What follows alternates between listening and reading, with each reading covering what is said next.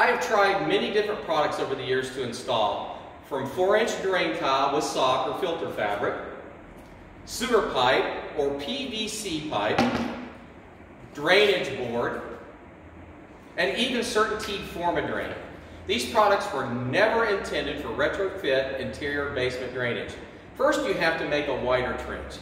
Then remove the spoils, bring in more gravel, and consequently more cement. And their success, it's moderate at best. My repair company has removed all of these methods. I know there's a lot of chatter about water coming from up below the footing, and drainage systems that set on top of footing still allows water to flood the basement. My answer to that is simply hogwash. If you install drainage properly with washed pea gravel, the water will migrate to the drainage.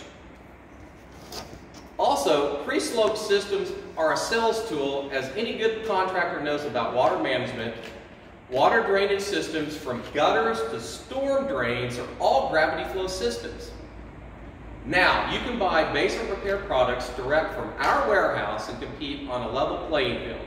We can supply you with sump basins, 7-year warranty on the sump pump, antimicrobial moisture barriers, wall anchors, knowledge, and more.